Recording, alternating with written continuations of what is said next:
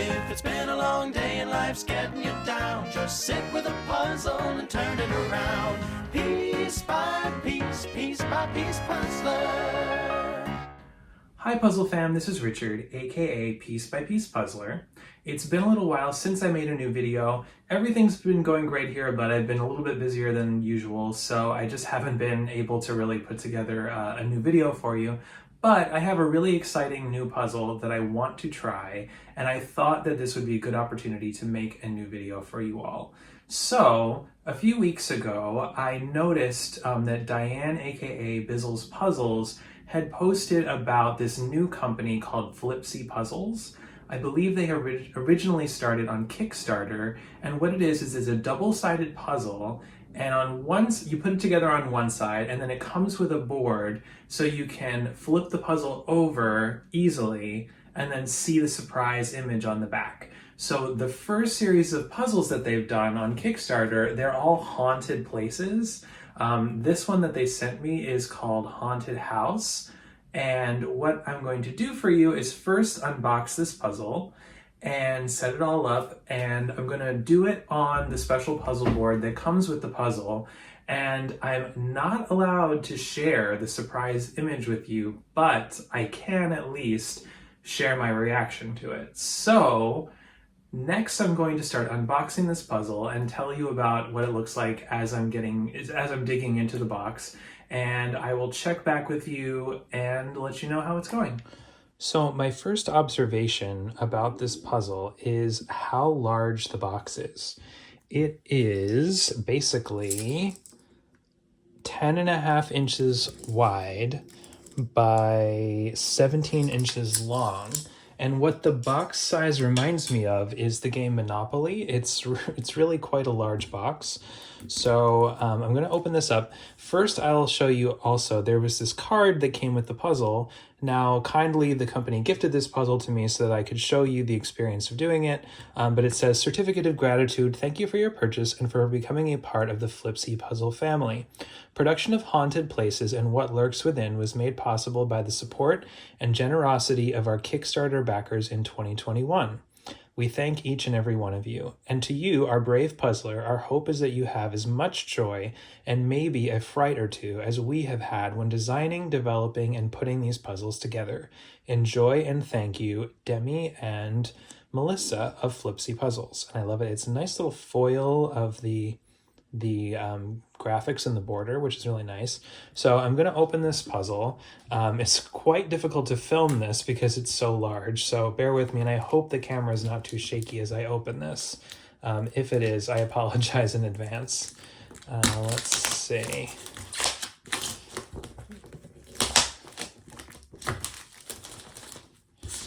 So you're probably getting a better image of the puzzle now that the glossy wrapper is coming off. So, I love this beautiful image of this haunted house.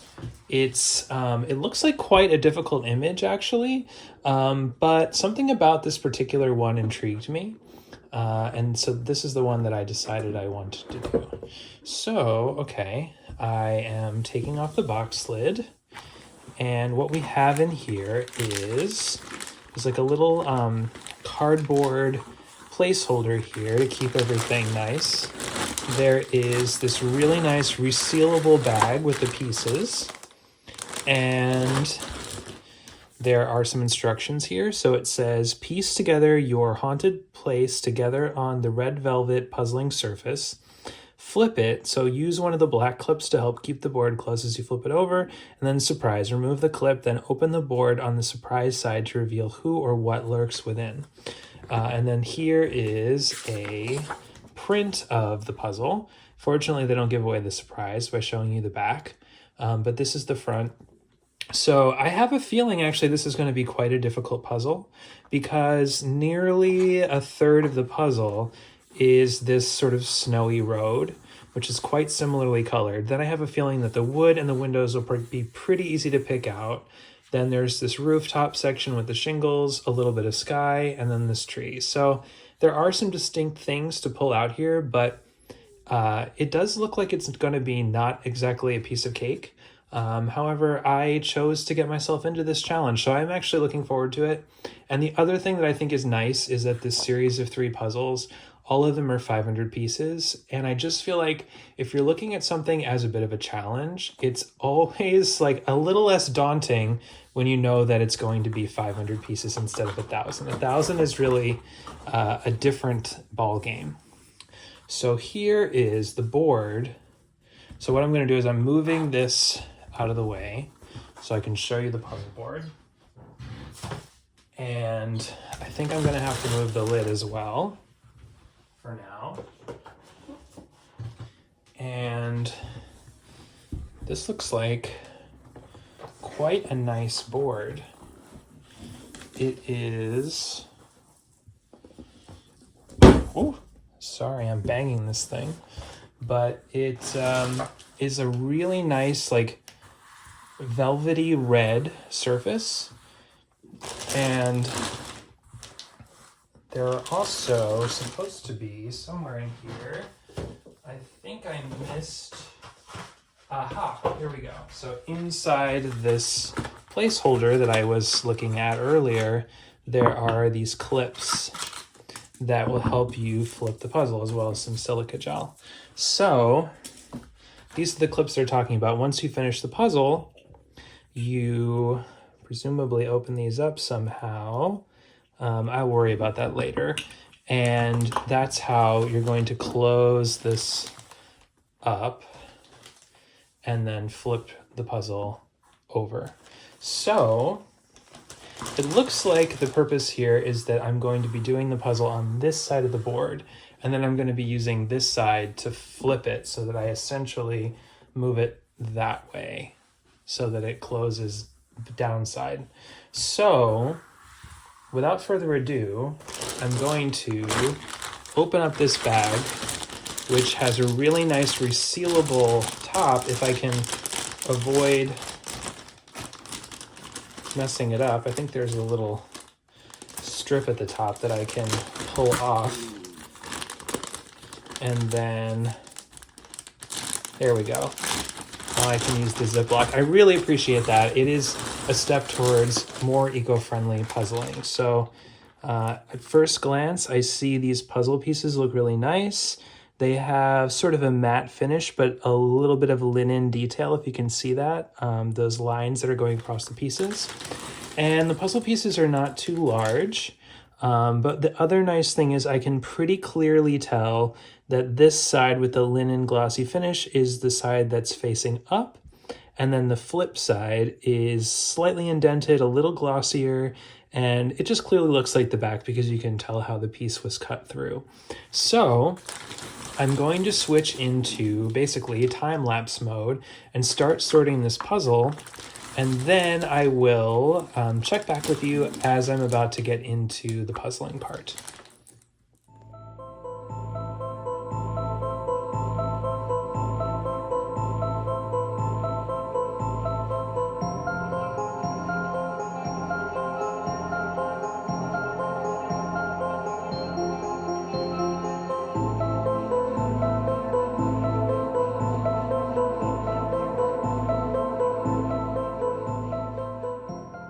So I finished sorting the puzzle, and basically I followed roughly what my plan was when I was speaking to you before. So I sorted out the edge pieces here. This is any piece that has a bit of red in it that looks like the red road. This is the bright white snowy pieces. Here are some medium snowy pieces. These are some darker pieces. And then I have pieces that are mostly sky, pieces that have roof tiles, and then these are all the pieces of the house. And a few of the things like the red door and the steps I was able to sort out, and those are in their own sort of section put together. So next I'm going to start pulling these out one pile at a time, and then I will assemble them on this side of the board so I can start putting the puzzle together. But I think for tonight I have enjoyed sorting the puzzle, and I will come to this tomorrow with fresh eyes.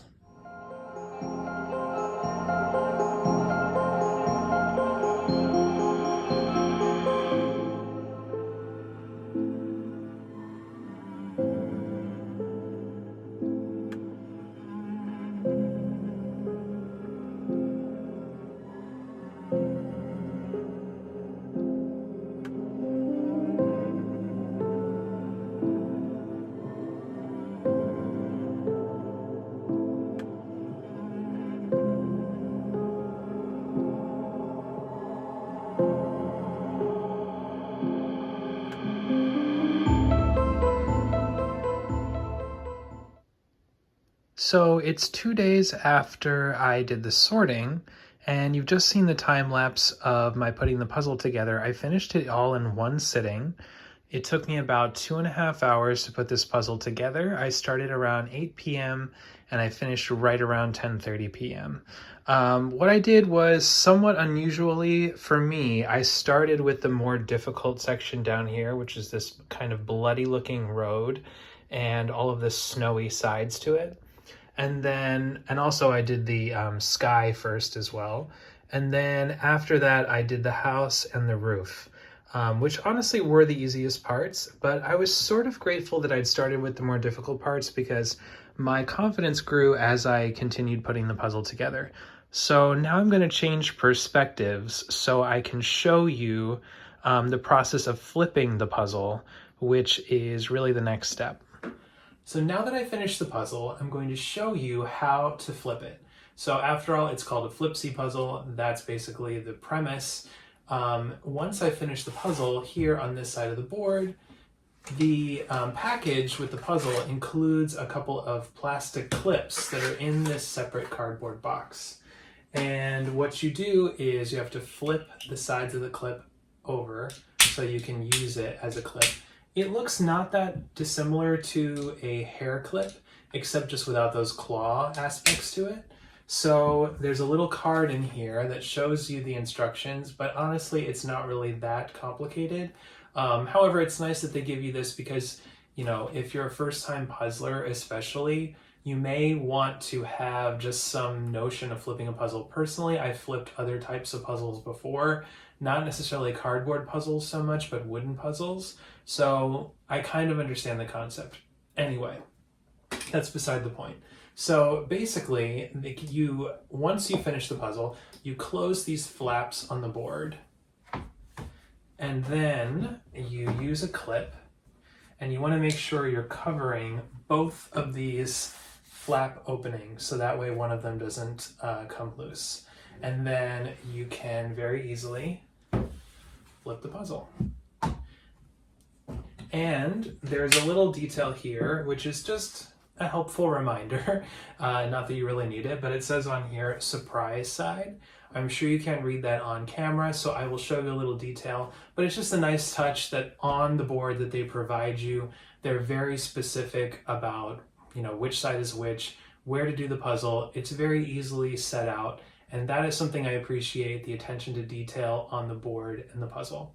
So without further ado, I'm going to take a look at the surprise side of the puzzle. Now, before I do that, I just want to tell you, unfortunately, I can't show you the surprise side of the puzzle because Flipsi made me promise that I would keep the secret of this puzzle. But I will show you my reaction to it, and I will tell you if I think it was worth it to put this puzzle together to see the backside. Eek! Oh my God. This is more disturbing than I was expecting. It's very, very scary, I will say. This image is probably going to haunt my nightmares tonight if I sleep at all. It's already 10:30, it's very close to bedtime, and I'm not really sure that now is the time that I want to just get in bed and try to fall asleep. Eek. So what I will say is it's a very cool image, and it is something that I could see happening inside the house that I put together on the other side of the puzzle.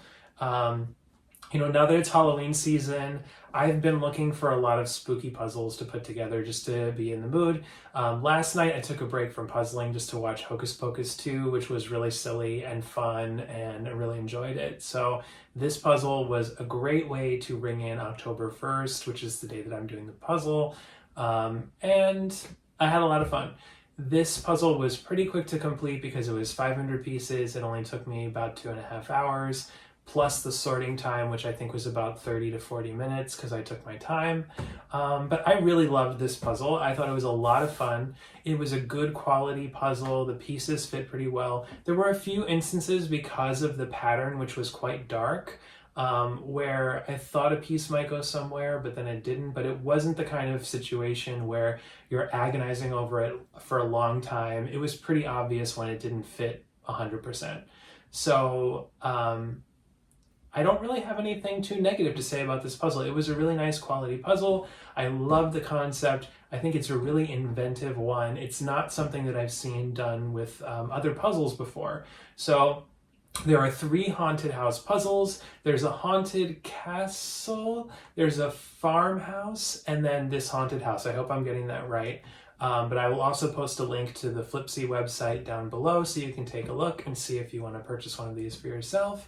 Like I said, Flipsi kindly gifted me this puzzle, but these are my honest opinions. They did not coax me to say anything or, encourage me to give even a positive review. They just wanted me to feature the puzzle.